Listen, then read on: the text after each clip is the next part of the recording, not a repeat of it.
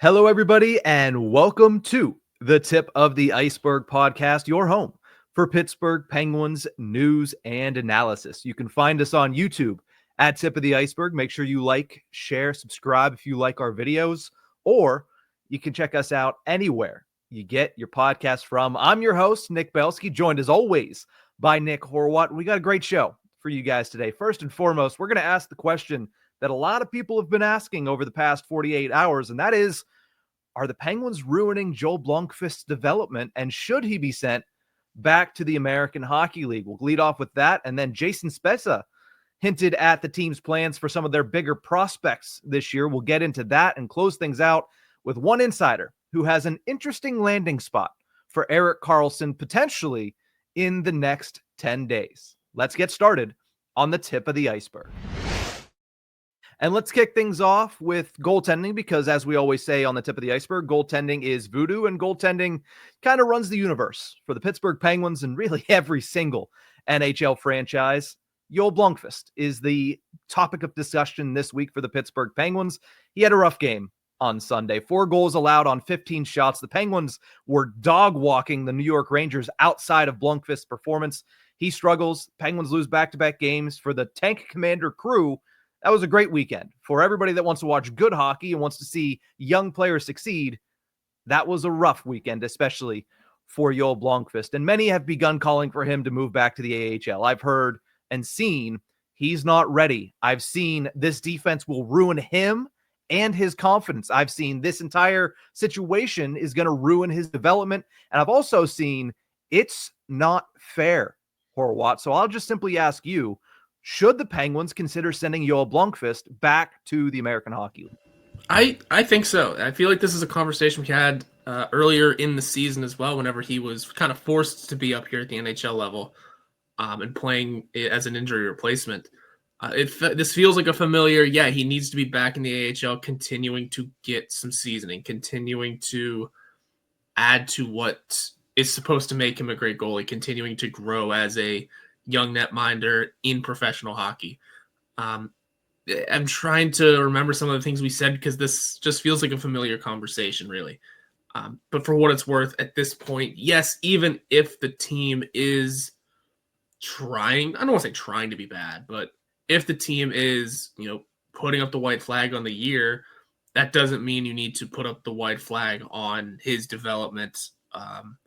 And especially when it comes to goaltending and growth in the NHL, sometimes just being thrown to the wolves like this isn't ideal for progression, isn't ideal for growth in their abilities. And not that he's being thrown to the wolves, but when your $5+ million NHL starter is not good enough to play in the NHL anymore, then essentially your AHL prospect is getting thrown to the wolves. Even if it is every so often as a backup. I mean, the flip side of it is that you still want Joel Blomqvist playing. You don't want him sitting as a backup, even if it is at the NHL level where you're getting the off-ice experience, where you're getting the tutelage of guys. That doesn't matter.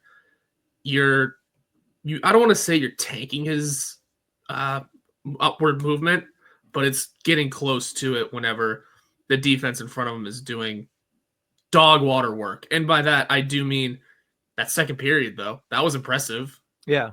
It masked how not good Blomqvist was for a little bit there. I mean, that was kind of... Well, when you don't face a shot, it's easy to not allow a goal. Yeah. So there's a ton of different angles to take on this, but I think at the real moment, the way this team is situated and the way it's looking and progressing, you want him in the AHL continuing to marinate a little bit more.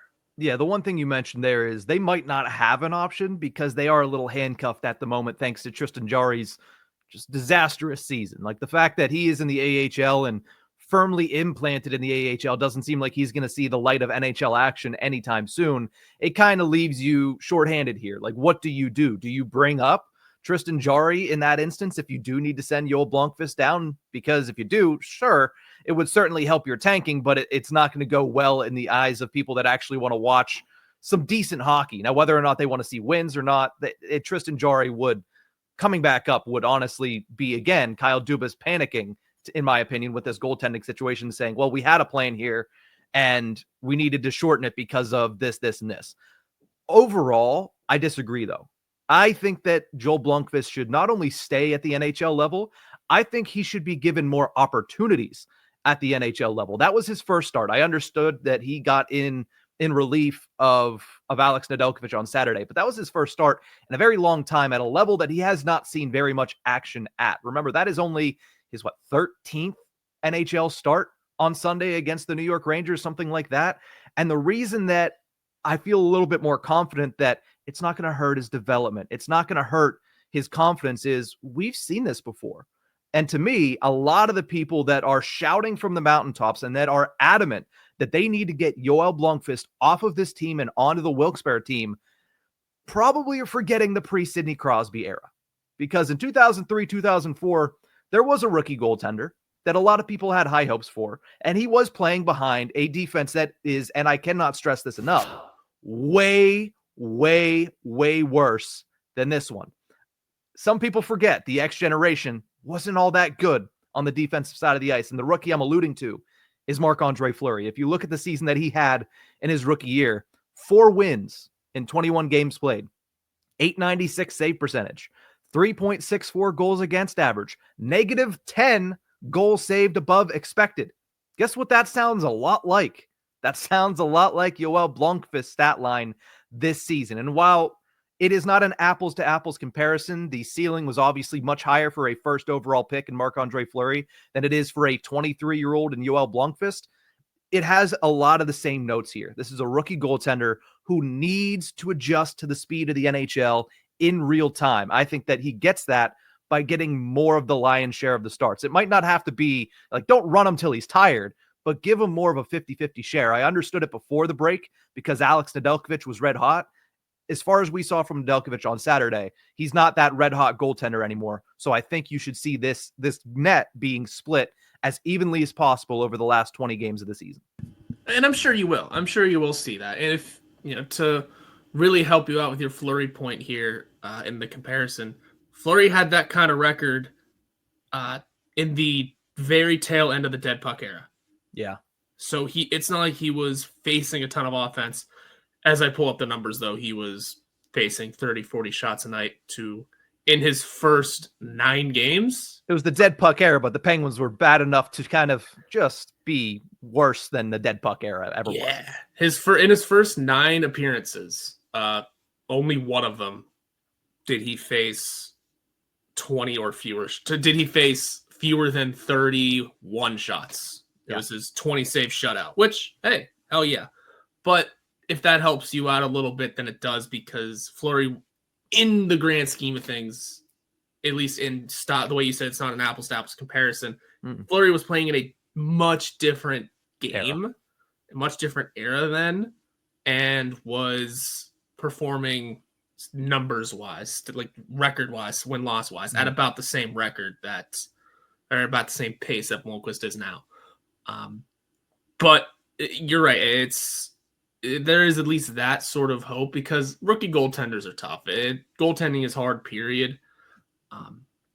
But there's just something about, I don't know what it is, just something about this team that if he goes back to the AHL for the rest of the season, goes on that playoff run, and then there's no question about it next season, I think maybe that helps. Maybe there's a bit of that push for him. And for what it's worth, it's not like the Penguins are really in any sort of mindset to win. I mean, bringing Jarry back up to the NHL might just sort of handcuff him to Pittsburgh, because he'd have to come up and be good for any team to have interest. And that seems unlikely, does it not? Yeah, I think that ship has sailed on Tristan Jarry. I think the interest on Jarry is gone until he proves otherwise, and he's not going to get a chance to prove otherwise this season. But the other thing that I look at with the Penguins goaltending situation is playing time. They have preached playing time and time again. That's why Sergei Murashov, who is far better than ECHL level, is playing in the ECHL, because he can go down there and he can start 90% of the games at the ECHL level. And right now, that's what they want. They want playing time for their young goaltenders, because Philip Larson has been too good at the American Hockey League level for him not to get opportunities. And you can't just ride the pine with Tristan Jarry and never let him play. So they're prioritizing playing time with Murashov. I just want them to prioritize playing time with Blomqvist, and that can be at the NHL level. This is not a team that is playing for anything over the next 2 months. Let Blomqvist get as much action as he can and let him catch up to the speed of the game, because that's the issue. You look at those goals on Sunday, it's not that he's blatantly out of position. He's just slow to react. He's just not able to catch up, especially high glove hand.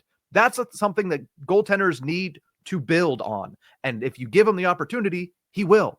He's a young goaltender that has taken strides every single year. Give him the opportunity to take the stride. I understand that some people are saying that this could wreck his confidence if he stays up and he doesn't perform well. But at the end of the day, if one season wrecks your confidence and ends your career, I don't want you as a goaltender anyway. Like, I don't want you to be the starting guy anyway, because once you get into the playoffs, that's the big thing. Can you be confident even after you give up the goal? Look at Jordan Binnington. He sucked in the Four Nations faceoff. He was awful in the preliminary rounds. He gave up 2 weak goals in the championship game. And what did he do? He bared down. He forgot about that. And he was great when it mattered most. His confidence was still there, despite the fact that he had played poorly for 3.5 games prior to that happening. You need confidence as a goaltender. You need to grow a thick skin. You need to remember and learn, or sorry, not remember. You need to learn how to forget the last play, because the next play is coming right at you. So I'm not worried about the confidence, because if he can't build confidence even behind a bad defense, how am I going to trust this guy in the playoffs after he gives up a bad goal? I mean, it's the same thing we've seen with Tristan Jarry. He can let things snowball. Give him the opportunity. I think that he will be better as this year goes on, even behind a rough defense. So I think he should stay at the NHL level. And I understand why people are saying he should go down, but to me, all signs point to it being better for his development to actually stay and get NHL playing time and catch up to the speed at this level. That's fair, and that's totally fine. However, when it comes to him getting not even much of a real confidence boost, but continuing to develop, continuing to play, even if it's in different increments, come AHL playoff time, that's where he needs to be. Playing in those important games, playing in those high intensity, high level. Yeah. For that, he needs to be around the Wilkes-Barre Scranton Penguins because you get a little bit of a taste of winning as well. And then that can also go a long way. Again, I know it's AHL level. It's not the same, but you're winning for the organization. And for what it's worth, heading into last offseason, I mean, the Penguins did wholesale changes in their AHL for new coaches. They put Jason Spezza in charge, and they made it clear that they're making their minor league system a system of success. They're trying to win at that level. They're trying to breed success for the NHL level. So having Blomqvist go there for the AHL playoffs, again, the way he was supposed to last year almost. Go there, have a good playoff run, and see what you can bring back next year. I think that's exactly the same. It'll be the same situation going into this playoffs for him in the AHL. And I feel like there's a bit more confidence going into it this year than there was last year in terms of this team looks. It seems much better. The team at the AHL level is much better. And it was really good last year. Yeah, it was good. It was a good team last year. They couldn't get it done in the playoffs, but that was a veteran-laden team last year. This year, it's a lot of young guys. And I understand, like Ponomarev, Koivunen, they were on that playoff roster, but they also had just gotten there. You know, they've been there all season this year. Rutger McGroarty has been added, and he's starting to become one of the best over there this year. So I agree with you that the AHL playoffs are something that the Penguins should utilize, and you can kind of play the middle there. You can send him down on a paper transaction for that trade deadline of you need to be on the roster to be eligible for the playoffs, and then bring him up, let him play in March in Pittsburgh, let him get that NHL stuff in Pittsburgh, and then April 2025 is when the Calder Cup playoffs begin. You can always send him down and say, hey, you're the starting goaltender for the playoffs. You and Larson can go back and forth or whatever you want to do. But I think at the end of the day, he does need more time at the NHL level. I don't think this is a drop dead right now saying he should be done. He's not ready. I think that, no, he's not a complete product. A lot of goaltenders aren't when they get to the NHL, but you need to be able to play through that. You need to be able to learn on the job. And that's why I think everybody is so high on Owen Pickering, but we'll get to that here in just a second. The one big thing that I read over the weekend, the thing that kind of stuck with me the most over the weekend, was an article by Matt Wenzel of the Pittsburgh Post-Gazette. And to read the full article, we have it linked below, both on our audio and our video channels. A fantastic piece where he sat down with Jason Spezza, the Pittsburgh Penguins assistant general manager, and one of the leading voices in what's happening down at the American Hockey League level. Spezza addresses the Pens' philosophy on NHL prospects that are near NHL ready, and it seems like the Penguins would like to remain as patient as possible and call them up when they are quote unquote ready. Here's what Spezza had to say in that piece. Ideally, we want to launch players into the NHL when they are ready to establish themselves and not look back and not have to come back.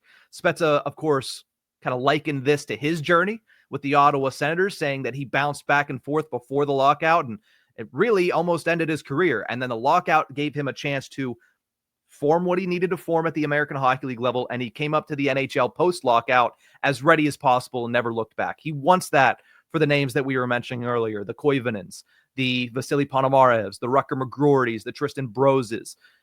And I think that it's not only comparable to Spezza, but it's comparable to a Penguins prospect that we've seen over the last couple of years in Sam Poulin. He has pinballed back and forth, gotten a cup of coffee here, gotten an opportunity there. That's something that maybe they're looking at and trying to learn from and trying to not make a similar mistake with some of these other prospects that have now jumped him in the system. So it seems as if we may not see any of these guys, but we might see one or two.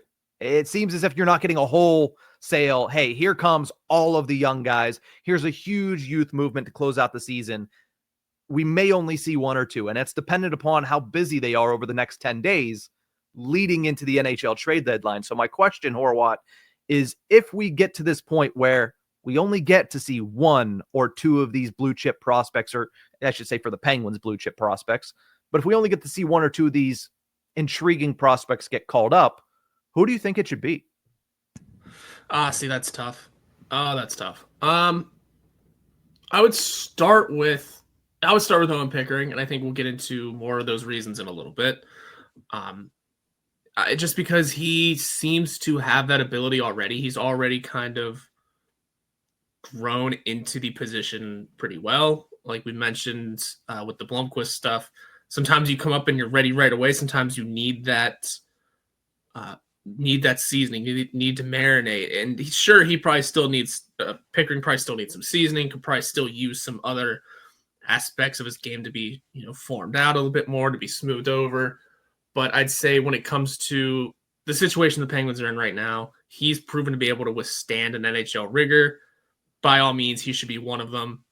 And as for a second name, that's tough to dig around and find one right now, because I also always look at it as this whole roster is not movable. It's tough to swing names in just on the fly. But if I had to dig around and pick one, I mean, maybe Rutger McGroarty gets another shot. I mean, going into the season, I was saying I had high expectations. I was saying he should be in the Calder race along with all those other names that have just blown him out of the water, but for obvious reasons. I'd say maybe if he is really performing well at the AHL level and turning into one of the better players, like you mentioned, maybe he gets that bump in the NHL because you get that immediate burst of energy. Essentially, you get that. I forget how I think it was Mike Sullivan put it in some sort of way that when you get up, all of a sudden you're energized, you're ready, you're there. You're maybe making a few dumb mistakes, but you're going to be a quick on your feet, a productive, useful player. And maybe if they time his call up right, that kind of translates into carrying into the next season as a regular NHLer. Like that would be it's the last 3 games of the season kind of call up. Like the season is over for this team. No doubt. Here comes the kids. One of those sort of It's situations. a Ryan Poehling situation in Montreal where he only came in for the last game of the season, but he had a hat trick and it really got things, started for him going into that next year. Now it didn't pan out, but he certainly had a lot of steam on him going into that next season. So I can kind of see that. I think the one thing I 100% agree on is Owen Pickering. I mean, we don't know how the trade deadline is going to shake out. Obviously, we'll talk about Matt Grzelcyk's injury here in a few minutes, but Owen Pickering should be at the NHL level to close out this year. And again, is that somebody that you'd like to have on an AHL playoff run? Yes, but at some point, you look at him and you say, I think he's just ready for the NHL. And it might be giving up an opportunity to play playoff hockey, but this is a guy that's played playoff hockey before. Let's not forget that he was down there with the Swift Current Broncos, taking them to the WHL playoffs last season. So Owen Pickering's a guy that impressed in his first stint, like you mentioned, 25 games, and he looked good in a lot of them. I mean, yeah, he made some mistakes. Yeah, he looked underdeveloped because he's 20 years old at some points, and this is a big, there's some big guys Mhm. in this league that can be physical, but I thought he played well. And I think that for him in particular, the amount of times we have heard from the Penguins, from a lot of the local writers, simply sit there and say the best, ability that he has is his adaptability and his coachability. And I think that alone prevents what the Penguins are worried about with a lot of their prospects, right? Jason Spezza is talking about, we don't want them to come up and have to go back down. We don't want them to have to come up and then fall off and stagnate, and they are not developing any further, and you have to send them back down and try to fine-tune some things. I think the fact that Owen Pickering has been so lauded for his coachability, for his adaptability, for his ability to just kind of adjust on the fly, I think that's going to prevent stagnation for him. And that's why I think that he is more equipped than most Penguins prospects are at the moment to be able to come up to the NHL and continue, even if he's not playing at his best level, to continue to develop and continue to improve faster than some of these other guys can, and without kind of dropping off as much as some of these other guys can. As far as the second player, I'd love to see McGroarty. I'm excited for McGroarty. Mhm. I think that everything that we're hearing from the AHL, everything that we're seeing from the AHL is fantastic on Rutger McGroarty, except kid can't fight. And I don't think he should be fighting after what we saw over the weekend. But where I'll disagree is this. If you only have a handful, and in this instance, we're saying two, and it might be less than two. It might literally be one call up from one of these young players. But if we only have two to pick from, I want to get an opportunity for Vasily Ponomarev, because I'm looking at the center ice position as one that has a heck of a lot of question marks for the Pittsburgh Penguins. Tristan Brose is not ready yet. I would not bring up Tristan Brose. Ponomarev, on the other hand, I think is starting to find that balance between, grit and grind. Hopefully he doesn't keep punching people in the face and getting suspended, but that third line role, that third line attitude that he has to carry himself with, and the offensive side of the ice, because he has 31 points in 37 games. He's one of the better offensive players at the AHL level for the Wilkes-Barre Penguins. And I think when you look at the center ice position, there's a spot for him. The Penguins don't have a firm plan at 3C. Right now, it's Kevin Hayes. At post-trade deadline, move Hayes over to the wing. Put Ponomarev in that role, because at the beginning of next season, that's where you're going to want him. I mean, who else are you going to want as your 3C? Yeah, maybe you go out and bring somebody in, but you're going to want a guy like Vasily Ponomarev to come up and not get fourth line minutes and play 6 minutes a game. You want him to come up, play on the third line, a role that he is going to play in the future, and get him some seasoning there, get him some opportunity there, get him a run where he's playing 10, 11, 12 minutes a night, where he's playing maybe even up to 15 minutes a night in games where you're trying to roll the lines over as much as possible. I think Ponomarev, to me, is the name. Pickering's the free spot on the bingo card here. If they're going to call anybody up, it's going to be Pickering. But I think Ponomarev should be that second option if they go to a second option. And that would have been my third choice too. Straight Yeah. up. It's hard not to go with Ponomarev, especially when you do look at the center depth of this team. And it's funny you mentioned the idea of who's going to be your third line center next year. Well, why not Evgeny Malkin? Yeah. But those are tough discussions that we've had before. We'll have again. For the time being, though, yeah, correct. Going into next year, though, that is essentially Ponomarev's spot to lose. And that's where it should stand. He should absolutely also be given a good opportunity at the NHL level to finish out the year again, much like I was saying with McGroarty. Maybe he comes up at the right time, has a couple of good games, and then before that, the rookie fall-off almost occurs, the season ends. Season's over. He can go back to the A, light up the playoffs, and then have all of that momentum swing into his favor coming into next season's camp. Sure, the Penguins are in a pretty much essentially, they won't say it, but they're in a rebuild. Sure, they're in that position, but we know they're going to say they're going for it next year. We know this. They're going to outwardly say it, but it depends on what their moves are saying, right? Exactly. Like that's what they said. Hey, we're going to try to give this team a chance to win. They're not going to ever say we're going for it. They're going to say we, respect the people that are here, and we're going to give them the best chance possible to win, without actually giving them the best chance possible to win hockey games, because that's what they did this year. And the beauty of it is, for us at least as creators, there is the idea that okay, we can discuss the outward stuff. We can discuss that, hey, they're trying to go for it. Here's why they should. Here's what's going to make them succeed in that going for it. But then we'll also know that they're really not. And here's why we were discussing that. We'll be able to discuss both ends of the spectrum, and that's kind of going to be good for us, at least. Yeah, if we don't pick a lane, PK Subban's not going to say anything about us. Exactly. I'm not worried about what he's got to say at all. By the way, hilarious that most of what he said in that recent thing, I found the video from last year where he said essentially the same thing. It's exactly the same thing. Copy paste. He had nothing new to say. Last year, though, it was warranted because last year they hadn't picked the lane, but the second they traded Jake Gensel, I think the lane has been picked, and every move since has shown you that lane has been picked. But again, quick shout out again, all credit to Matt Wenzel for a tremendous article. Again, if you want to read the full article, Spezza talks about individual guys. He talks about McGroarty. He talks about Jack St. Ivany. He talks about Ponomarev and Koivunen. If you want a little bit more color on that conversation, check out Matt Wenzel's piece, again, linked in the comment section below. Let's move on and talk a little bit very quickly about an injury that happened on Sunday afternoon. Matt Grzelcyk left the first period of the Penguins matchup against the New York Rangers with an upper body injury. Now, we're recording this on Tuesday morning. As of right now, we have no further additional information on this injury. I mean, he may play tonight. I would be surprised because it looked like his neck was folded every which way in that collision with Matt Rempe, but we do not know as of this moment how long or if Matt Grzelcyk will miss any time. The question that I have for you, Horwat, is if he does miss time, let's say he is out for a week and a half, 10 days or more, how big of a blow would this be for the Pittsburgh Penguins to lose one of their biggest trade chips going into the trade deadline? Let me hit the button. That would certainly hurt their trade status, but that's even if he is on the move. I think this is a player that we haven't heard much from in terms of.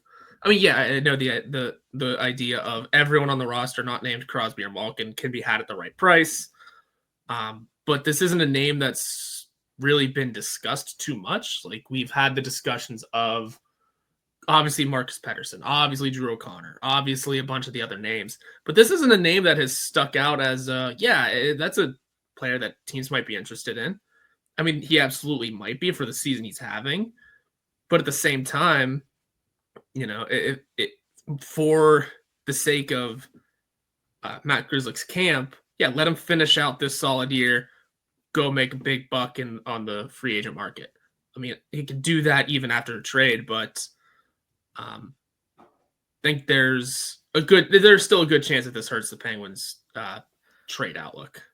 Now, when I look at Grzelcyk, I think that he is a more likely piece to be traded than a lot of the other players on the Penguins roster. Probably the most likely at this point, because you could throw Beauvillier in there, but Beauvillier is a bottom six guy. Grzelcyk is a guy that can head up a power play unit if you need him to. He's done that at a very high level for the Pittsburgh Penguins, who, for all their woes, have had a pretty good power play this season. He has been a solid defense partner for Erik Karlsson, despite everybody thinking that was going to fail, including us. And he's on an expiring contract, and he has playoff experience, and he has this and he has that. So to me, I think there is some interest in him around the league. I mean, you'd have to imagine there would be some interest in him around the league, but I don't think he's played well enough to kind of overcome being injured and being damaged goods going into the deadline. I think that injury, if it's severe enough, again, it's Tuesday morning, we're not going to get too deep into it because we don't know the full extent of his injuries. I think the injury, if it's enough to where it's going to hold him out the next handful of weeks, it's enough to dissuade other teams from going after him and saying, all right, well, he was going to be a nice notch in the belt, nice tool to bring in, a nice little power play addition for us for our power play 2, might bring a little bit more offense at 5-on-5. But if he's injured, if he's damaged, I'd rather go somewhere else because those guys can be found on other teams. So I think this damages him off the ice because if he's injured, I don't know if he has enough pedigree. I don't know if he's performed well enough for teams to say, that's fine. When he comes back, we'll still want him. Like, I think other teams will be like, well, if we get him, then we're going to get him for a lot less. Like, the offers are going to go down if he's going to miss time or if he's going to come off of an injury that could affect him the rest of the season, whether he's playing or not. I mean, we saw what happened with Rickard Rakell last year. He got an injury in December and it affected him all the way through the end of the season in April. So to me, it's a big blow if he misses time, because I think that hurts his trade stock. And I think the Penguins right now are only going to be able to move a handful of players. That is the one that I think would get them the best return. At this moment, yeah, at this point, he's going to be probably the top trade chip unless someone has a very good week this week. 6 goals from Ville over the next 10 days would be great. Playing on that first line, you just never know. Yeah, it's going to be a harsh week for a lot of people, a lot of players, a lot of teams. You're right. You're hitting the nail on the head, though. Grzelcyk needs to be in the lineup and building that trade stock in order for the Penguins to get the biggest return possible. Now, I said that Grzelcyk is the most likely to get traded, which I believe is the truth. But also, if another name is on the market, he's going to fetch the biggest return. And that name is Erik Karlsson. You know, a lot of people are starting to talk about Karlsson. It's starting to get louder a little bit. I know Dan Kingerski of Pittsburgh Hockey Now put out a piece saying, trade him right now. Like, this is the time to trade him. But another insider, Elliotte Friedman of 32 Thoughts, decided that he wanted to join the conversation earlier this week. Said, quote, "Here's my theory on Erik Karlsson. Again, I want to stress this is a theory. He played really well at Four Nations, and you know who I could see him thriving with is the Dallas Stars." Now, Friedman went on to admit the salary cap makes it a little bit tough. He went on to once again reiterate that this is an opinion. This is not based on anything he has heard. This is just him thinking about possible landing spots for Erik Karlsson that would fit. He credits the ties with Pete DeBoer and their time together in San Jose. He credits, Jim Nill being at the Four Nations with Team Canada and seeing that firsthand. And he also says the Stars already have their defensive structure in place. And if they want to kind of get past the level that they've been at, which is second round / Western Conference Finals, maybe you need to make a drastic change in bringing in a guy like Erik Karlsson. So the question for you, Horwat, is, will Erik Karlsson be traded in the next 10 days leading up to the trade deadline? No, I don't think he'll get traded in the next 10 days. Mostly because it's Erik Karlsson. We saw how a trade out of San Jose took about a year to happen when the first rumblings started. There really hasn't been much of a whisper of what's going on here. There was Marco's fire sale thing, which, guess what? Now we're discussing Erik Karlsson on the trade market. Funny how that works, isn't it? The possibility of it. Again, this is an opinion by Elliotte Friedman, and it was also opinion by Kingerski in Pittsburgh. So, and it was an opinion of Marco, or at least because that's the point that I took from Marco, and that was they'd be willing to move a guy like Karlsson. Friedman went on to note that the pure cash of Karlsson goes down next season and the season after that. So the cap hit stays the same, yeah, but for the last 2 years of his contract, the pure money that you're paying the player goes down a bit, and I think it keeps going down after bonuses. I think even if the Penguins wait until after the bonus is paid, then it's even less dollars to be sent to another team, so there's that bit of it. And one of the lines that really struck me from Friedman was, now maybe whoever gets him waits until after that. The words "whoever goes and gets him" is kind of big there. Like, yeah, the insinuation of someone's going to be out there to go and get him. I don't know if it'll be in the next 10 days. That's unlikely considering the have to ask the player for that. Yeah. They got to get the player's approval, have to find the team that the player is going to be willing to go to, and then have to work out the dollars. And in 10 days, that seems unlikely. However, once this season ends, once those dollars are paid, once those bonuses are paid, whatever they may be, once that big money goes down and that salary cap goes up, then you're looking at something a little different. Sure, he's a year older, but if he can finish the year strong, maybe the Penguins and Kyle Dubas are able to make a nice nice draft day trade. You know what I mean? Something like that. Again, the conversations with Karlsson would have to start the second the buzzer rings on the final game. Yeah. And then go from there. Because you're going to need all that time. But for now, I don't see it happening in the next 10 days because unless Kyle Dubas is working something quick, in which case I don't expect the trade to be a good trade, but I could see it happening before puck drop next season.